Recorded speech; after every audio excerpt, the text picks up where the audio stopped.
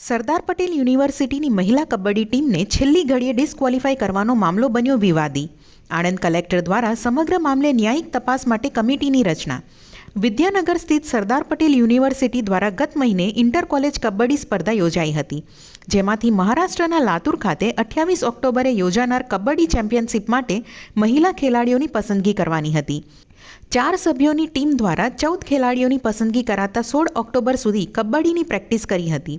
4 સભ્યો પૈકી 2 મેદાન પર ગયા ન હતા અને પ્રેક્ટિસ કરાવનાર કોચના સ્થાને એક દિવસ માટે ગયેલ અન્ય કોચે ટીમ અનક્વોલિફાય હોવાનો રિપોર્ટ કર્યો હતો. નિયમ મુજબ કમિટીના 4 સભ્યોની સહી સાથેનો રિપોર્ટ વેલિડ ગણાય, છતાંય યુનિવર્સિટી દ્વારા ખેલાડીઓને રમવા ન મોકલવાનો નિર્ણય કર્યો હતો.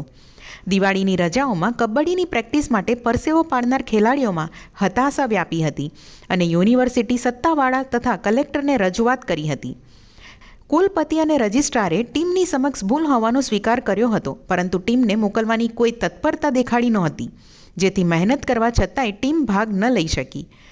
ગતરોજ પુનઃ રજૂઆત કરતા રજિસ્ટ્રાર ભાઈલાલભાઈ પટેલે રિપોર્ટનો ગહન અભ્યાસ કરીને કસૂરવારો સામે કાર્યવાહી હાથ ધરવાની આપી હૈયાધારણા. કલેક્ટર પ્રવીણ ચૌધરી દ્વારા સમગ્ર મામલે તલસ્પર્શી તપાસ માટે પ્રાંત અધિકારી, રમતગમત અધિકારી અને મામલતદાર સહિતની તપાસ કમિટીની કરાઈ રચના. આ કમિટી મહિલા કબડ્ડી ટીમ પસંદગી કમિટીના સભ્યો સહિતના નિવેદનો તથા ટીમને ન મોકલવામાં કોણ ખેલ કરી ગયું તે મામલાની ઝીણવટભરી કરશે તપાસ.